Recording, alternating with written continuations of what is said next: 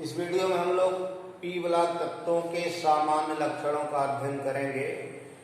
पिछले वीडियो में इलेक्ट्रॉनिक विन्यास का अध्ययन किया गया था।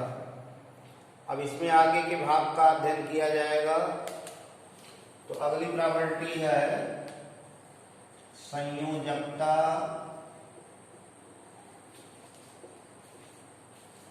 और ऑक्सीकरण अवस्था।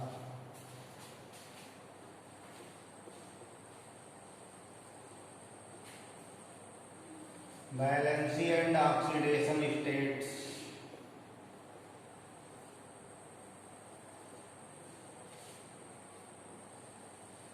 Valency and oxidation states.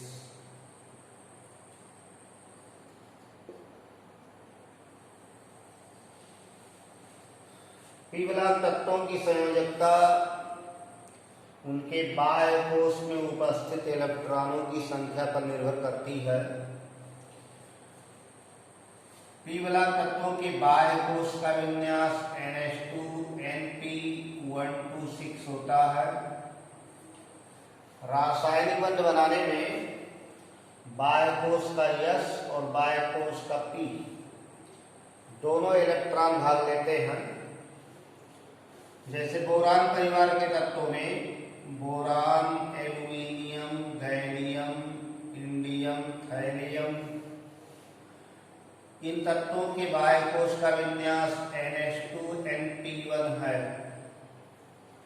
ये दोनों मिलकर वैलेंस शेल की रचना करते हैं, संयोजी कोश की रचना करते हैं। तो बाह्य कोश में 3 इलेक्ट्रॉन है, तो वर्ग संयोजकता सबकी 3 है। बोरान परिवार के तत्वों की सामान्य संयोजकता 3 है। वैसे वर्ग के जो भारी तत्व हैं जैसे गैलियम, इंडियम, थैलियम, ये वर्ग संयोजकता से 2 यूनिट कम की भी संयोजकता व्यक्त करते हैं। वो अक्रिय प्रभाव के कारण होता है। लेकिन बाह्य कोश में 3 इलेक्ट्रॉन होने के नाते इनकी वर्ग संयोजकता 3 है। इसीलिए इनके जो यौगिक बनते हैं कुछ इलेक्ट्रॉन न्यून, इलेक्ट्रॉन डिफिशिएंट बनते हैं। बोरान के बहुत सारे यौगिक मिलेंगे जो इलेक्ट्रॉन डिफिशिएंट, इलेक्ट्रॉन न्यून के नाम से जाने जाते हैं। जैसे डाइबोरेन है, B2H6। डाइबोरेन 2 बोरान के बीच हाइड्रोजन ब्रिज बनाता है और प्रत्येक बोरान से 2 हाइड्रोजन ये सामान्य सहसंयोजक बंध से जुड़े होते हैं। तो ये जो 3 सेंटर 2 इलेक्ट्रॉन बॉन्ड है ये इलेक्ट्रॉन न्यून होता है। 3 सेंटर 2 इलेक्ट्रॉन बॉन्ड। तो बोरान परिवार के तत्वों की सामान्य संयोजकता 3 है। इसी प्रकार कार्बन परिवार के तत्वों में चलेंगे। Carbon, silicon, germanium, tin, lead, इन सबकी वर्ग संयोजकता 4 है। कार्बन परिवार के तत्वों की जो ग्रुप वैलेंसी है वो 4 है। वर्ग में नीचे की ओर चलने पर आवर्त 4, 5, 6 के जो तत्व हैं वो वर्ग संयोजकता के साथ 2 यूनिट कम की भी संयोजकता व्यक्त करते हैं जो अक्रिय प्रभाव के कारण होता है। कार्बन अपने सभी यौगिकों में चतुः संयोजक है। सिलिकॉन चतुः संयोजक है। जर्मेनियम, टिन और लेड 4 और 2 दोनों की संयोजकताएं व्यक्त करते हैं। लेड में अधिक इनर्ट पेयर इफेक्ट, अक्रिय प्रभाव लागू होता है। इसलिए लेड अधिकांश यौगिकों में 2 की संयोजकता व्यक्त करता है। ऐसे नाइट्रोजन परिवार के तत्वों को इनके बाह्य कोश में 5 इलेक्ट्रॉन है। तो नाइट्रोजन अष्टक नियम के अनुसार 3 बांड बनाता है। नाइट्रोजन आवर्त 2 का तत्व है, यह अपनी संयोजकता का प्रसार नहीं कर सकता। बाह्य कोश में 5 इलेक्ट्रॉन है तो 3 बंध बना लेता है, 3 इलेक्ट्रॉन बंध बनाने में लगाता है ताकि 5 3 8 हो जाए। और अधिकतम 4 बांड बना सकता है, जैसे अमोनियम, एक नाइट्रोजन 4 हाइड्रोजनों से अमोनियम में जुड़ा है। तो इस तरह से अधिकतम 4 बांड बन सकते हैं जो आवर्त 2 के तत्व हैं। पीरियड 2 के जो एलिमेंट हैं वो अपनी वैलेंसी नहीं बढ़ा सकते क्योंकि उनके संयोजी कोश में डी ऑर्बिटल नहीं पाया जाता। तो नाइट्रोजन आवर्त 2 का तत्व है, उसके वैलेंस शेल में डी ऑर्बिटल नहीं होते, इसलिए ये अष्टक नियम का पालन करता है और अष्टक के अनुसार इसकी संयोजकता 3 होती है क्योंकि बाह्य कोश में 5 इलेक्ट्रॉन है। वर्ग के भारी तत्व फास्फोरस, आर्सेनिक, एंटीमनी, बिस्मथ, ये अधिकतम संयोजकता नियम का पालन करते हैं और 5 संयोजकता या 5 संयोजी अवस्था तक यौगिक बनाते हैं। Oxygen, sulphur, selenium, tellurium, polonium. Oxygen आवर्त 2 का तत्व है, ये अष्टक के दायरे में बांड बनाता है, इसकी संयोजकता 2 रहती है। इसके अतिरिक्त वर्ग के जो भारी तत्व हैं ये 2 4 6 की संयोजकताएं व्यक्त करते हैं। अधिकतम उतना बांड बना सकते हैं जितना बाह्य कोश में इलेक्ट्रॉन होता है, लेकिन अधिकतम सहसंयोजकता नियम का पालन करने में ये अष्टक नियम के अपवाद हो जाते हैं। अष्टक नियम उस पर लागू नहीं होता। लेकिन आवर्त 2 का तत्व ऑक्सीजन है तो ये अष्टक नियम के दायरे में ही बांड बनाता है। इसी प्रकार हाइड्रोजनों में fluorine, chlorine, bromine, iodine, एस्टेटीन। Fluorine की संयोजकता 1 होती है, यह अपनी सहसंयोजकता का प्रसार नहीं करता, एक ही बांड बनाता है, चाहे साझा कर ले अथवा इलेक्ट्रॉन किसी से ग्रहण कर ले। वर्ग के जो भारी तत्व हैं ये लोग 1 3 5 7 की संयोजकता व्यक्त कर सकते हैं क्योंकि इनके संयोजी कोश में डी ऑर्बिटल पाया जाता है और डी ऑर्बिटलों का प्रयोग करके ये अपनी वैलेंसी को बढ़ा लेते और अष्टक नियम के विपरीत अधिकतम उतना बांड बना सकते हैं जितना इनके बाह्य कोश में इलेक्ट्रॉन पाया जाता है। जैसे आयोडीन का कंपाउंड आयोडीन हेक्टाफ्लोराइड मिलता है IF7, इसमें आयोडीन क्लोरीन के साथ जुड़ा है, 7 क्लोरीन को जोड़ा हुआ है, 7 बांड बनाया है। तो इस तरह अपने बाह्य कोश में जितने इलेक्ट्रॉन हैं सबका उपयोग आयोडीन करता है और 7 क्लोरीन को जोड़ लेता है। सबसे दाईं तरफ अक्रिय गैस तत्व आते हैं, helium, neon, argon, krypton, xenon, radon. ये साधारण परिस्थितियों में रासायनिक रूप से अक्रिय होते हैं, इसलिए इनको इनर्ट कहा जाता है। कम मात्रा में पाए जाते हैं, दुर्लभ, रेयर गैसेज कहा जाता है, लेकिन विशेष परिस्थितियों में इनके यौगिक मिलते हैं।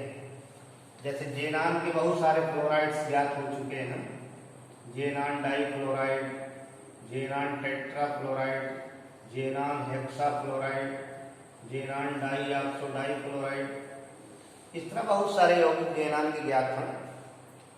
तो सामान्य परिस्थितियों में इनका कॉन्फ़िगरेशन चूंकि बहुत ही स्टेबल है, ऑक्टेट है, NH2NP6 कॉन्फ़िगरेशन है, इसलिए साधारण परिस्थितियों में ये रासायनिक रूप से अक्रिय होते हैं, बांड का फॉर्मेशन नहीं करते, लेकिन उच्च परिस्थितियों में कंपाउंड का फॉर्मेशन करते हैं। तो पी ब्लॉक तत्वों की अधिकतम संयोजकता उनके बाह्य कोश में उपस्थित इलेक्ट्रॉनों की संख्या के बराबर होती है और अष्टक दायरे में 8 - n जिन तत्वों के बाह्य कोश में 1 2 3 इलेक्ट्रॉन हैं उनकी संयोजकताएं 1 2 3 सामान्य रूप से। जिनके बाह्य कोश में 5 6 7 8 इलेक्ट्रॉन है उनकी संयोजकताएं 8 माइनस n के बराबर, 8 माइनस 5 बराबर 3, 8 माइनस 6 बराबर 2, 8 माइनस 7 बराबर 1 और ये लगभग निष्क्रिय है इसलिए इनको शून्य संयोजकता में जोड़ा जाएगा। ये अष्टक नियम के अनुसार संयोजकताएं हैं, 1 से 4 तक बढ़ती हैं फिर घट करके 1 हो जाती है। जिनके बाह्य कोश में 4 इलेक्ट्रॉन होगा वो 4 बॉन्ड बनाएंगे तो 1 से 4 तक बढ़ती है फिर घटकर 1 हो जाती है। लेकिन जिन तत्वों के बाह्य कोश में संयोजी कोश में d ऑर्बिटल पाया जाता है वो अपनी संयोजकता बढ़ा लेते हैं। फास्फोरस PCl3 PCl5 दोनों बनाता है, नाइट्रोजन NCl3 बनाता है और NCl5 नहीं बनाता क्योंकि नाइट्रोजन के संयोजी कोश में d ऑर्बिटल नहीं पाए जाते, यह अपनी संयोजकता का प्रसार नहीं कर सकता।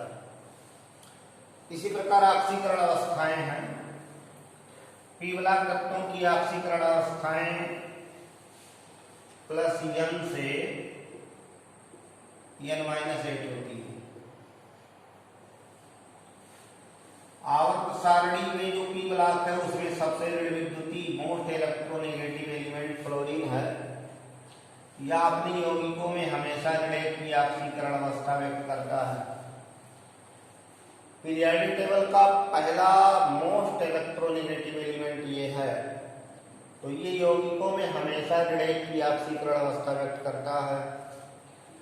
और दूसरा अधिकतम ऋण विद्युती ऑक्सीजन है जो सामान्यतया ऋण 2 की ऑक्सीकरण संख्या व्यक्त करता है। लेकिन अगर ऑक्सीजन और फ्लोरीन के यौगिक मिले तो ऑक्सीजन का धन ऑक्सीकरण संख्या होगा और फ्लोरीन की ऋण ऑक्सीकरण संख्या होगी। जैसे इसमें F की ऑक्सीकरण संख्या ऋण 1 और ऑक्सीजन की धन 2। तो ऑक्सीजन केवल फ्लोरीन के साथ बने यौगिकों में धन ऑक्सीकरण संख्या व्यक्त करता है, बाकी किसी यौगिक में देख लीजिए तो ऑक्सीजन की ऑक्सीकरण संख्या ऋणात्मक मिलेगी। जितने ऑक्साइड मिलते हैं ऑक्साइडों में ऑक्सीजन की ऑक्सीकरण संख्या ऋण 2 है।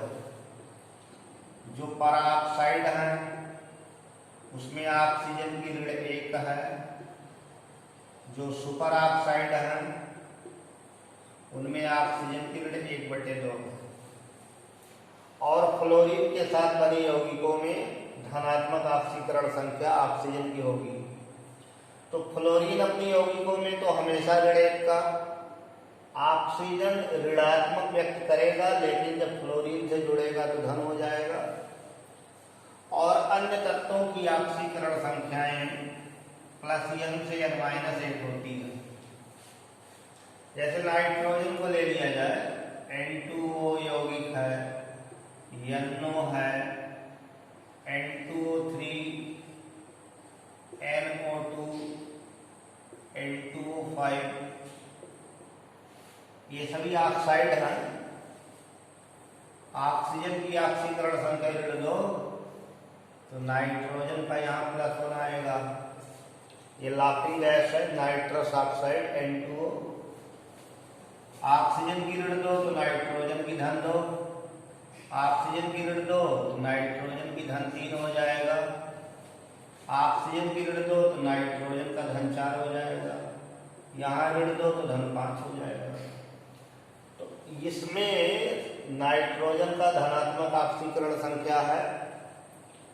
अब ऐसे अमोनिया में देखिए तो हाइड्रोजन का धन 1 नाइट्रोजन का ऋण 3 हो गया। हाइड्रोजीन है N2H4, हाइड्रोजन का धन 1 रखेंगे तो नाइट्रोजन का ऋण 2 आएगा। हाइड्रोजोइक एसिड है, हाइड्रोजन का धन 1 रखेंगे तो नाइट्रोजन का ऋण 1/3 आएगा। तो इस तरह ऑक्सीकरण संख्याएं अधिकतम बाह्य कोश में जितने इलेक्ट्रॉन है उतनी धन ऑक्सीकरण संख्या हो सकती है। और n-8 तक यानी बाह्य कोश में जितने इलेक्ट्रॉन है उसमें से 8 घटा दीजिए, तो नाइट्रोजन की ऑक्सीकरण संख्या 3 से -5 तक मिलेगी। ऑक्सीकरण संख्याएं वास्तविक या काल्पनिक संख्याएं होती हैं जो नियमनिष्ठ होती हैं, कुछ नियमों के द्वारा निकाली जाती हैं। तो इस तरह से पी ब्लॉक तत्वों की ऑक्सीकरण संख्याएं 1 से अधिक होती हैं, केवल निश्चित में, जैसे फ्लोरीन का निश्चित रहेगा और अन्य तत्वों का बदलता रहता है। तो इस तरह से 1 से ज्यादा ऑक्सीकरण संख्याएं इनकी देखने को मिलती है। फास्फोरस को ले लीजिए, फास्फोरस के बहुत सारे ऑक्सी अम्ल ज्ञात हैं, H3PO2, H3PO3, H3PO4। यहाँ फास्फोरस का निकाला जाएगा, ऑक्सीजन का ऋण 2, 2 दूनी 4 में से 3 गया, धन 1, 3 दूनी 6 में से 3 गया, धन 3, 4 दूनी 8 में से 3 गया, धन 5। तो इस तरह परिवर्ती कह लिया जाए या 1 से ज्यादा ऑक्सीकरण अवस्थाएं व्यक्त करते हैं।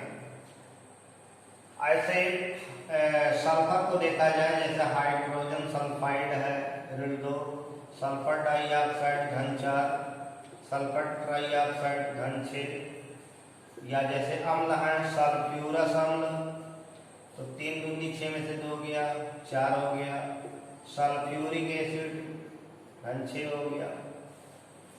तो ऐसे ये +n से n-8 की ऑक्सीकरण अवस्थाएं व्यक्त करते हैं। पी ब्लॉक तत्वों का अगर यौगिक निम्न ऑक्सीकरण अवस्था में है तो वो अपचायक गुण व्यक्त करेगा, और उच्च ऑक्सीकरण अवस्था में है तो ऑक्सीकारक गुण व्यक्त करेगा।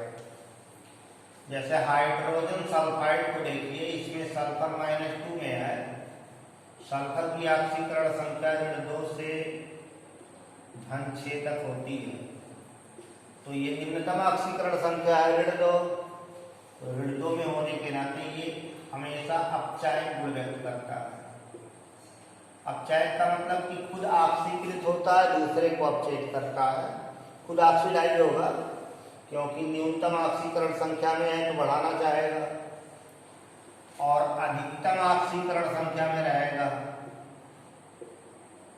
तो ऑक्सीकारक गुण व्यक्त करेगा, यानी तब ऑक्सीकरण संख्या इसकी घटेगी, दूसरे को ऑक्सीकृत करेगा, खुद अपचयित हो जाएगा। तो अपचायक और ऑक्सीकारक गुण ऑक्सीकरण संख्याओं के आधार पर भी डिफाइन किए जाते हैं। जैसे नाइट्रिक अम्ल है तो केवल ऑक्सीकारक गुण व्यक्त करेगा, क्योंकि नाइट्रोजन धन 5 में है, ऋण 3 से धन 5 की ऑक्सीकरण संख्याएं ये व्यक्त करता है नाइट्रोजन, तो मैक्सिमम में है, इसलिए केवल ऑक्सीकारक गुण व्यक्त करेगा, दूसरे को ऑक्सीकृत करेगा। और नाइट्रस अम्ल को देखिए, इसमें नाइट्रोजन की ऑक्सीकरण संख्या धन 3 है, यानी इनके मध्य की अवस्था है, तो ये दोनों गुण व्यक्त करेगा, ऑक्सीकारक गुण और अपचायक गुण दोनों व्यक्त करता है। तो इस तरह ऑक्सीकारक अपचायक गुण दोनों मिलेंगे जब ऑक्सीकरण अवस्था मध्य की होगी, और जब अधिकतम होगी तो ऑक्सीकारक केवल, और न्यूनतम होगी तो अपचायक केवल। अगला महत्वपूर्ण गुण है अक्रिय युग्म प्रभाव। ये पी ब्लॉक का विशेष लक्षण है, अक्रिय युग्म प्रभाव, इनर्ट पेयर इफेक्ट।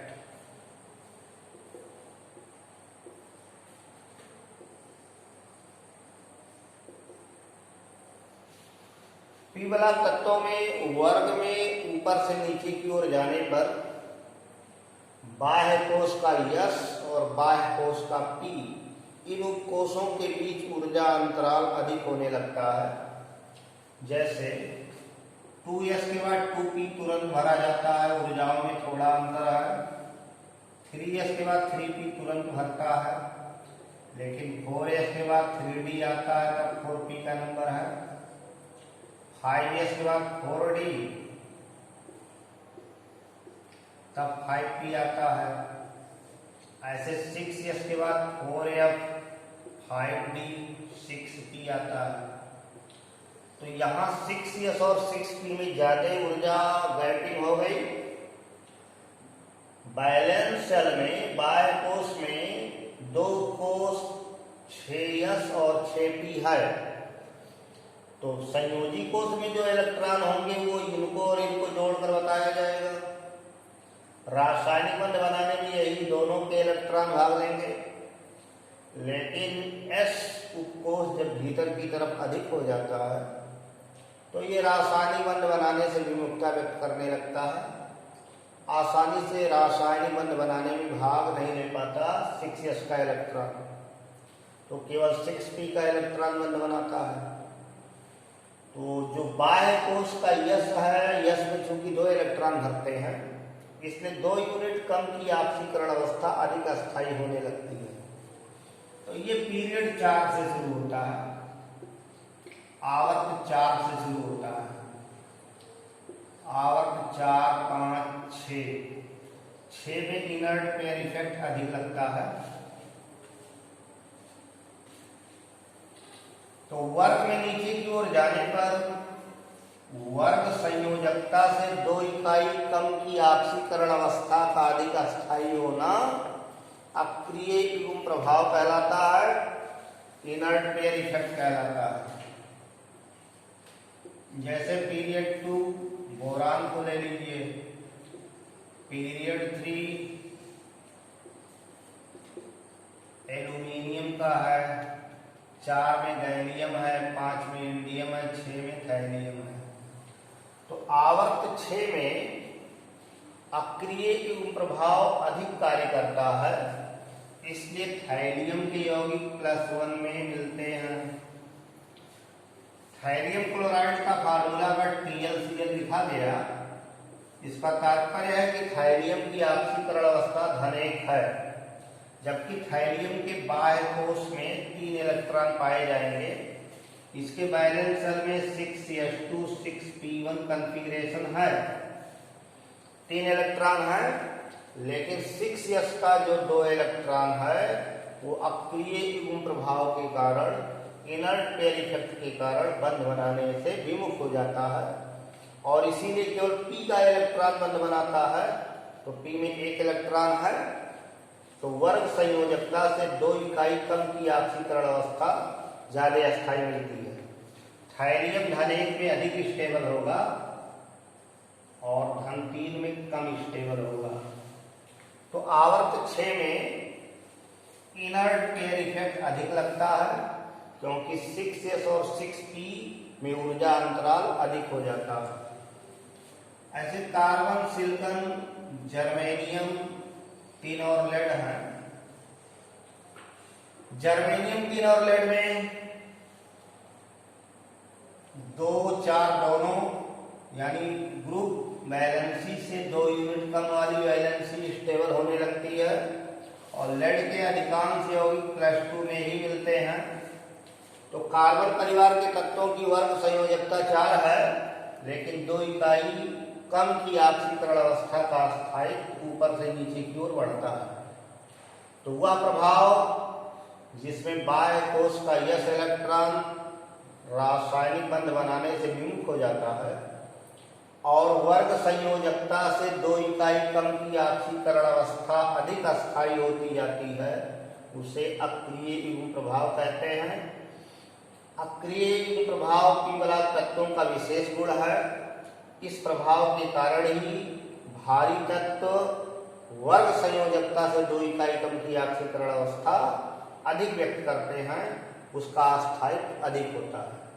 तो बच्चों, इस वीडियो में हम लोगों ने अक्रिय प्रभाव को पढ़ा। शेष आगे का भाग अगले वीडियो में पढ़ा जाएगा। धन्यवाद।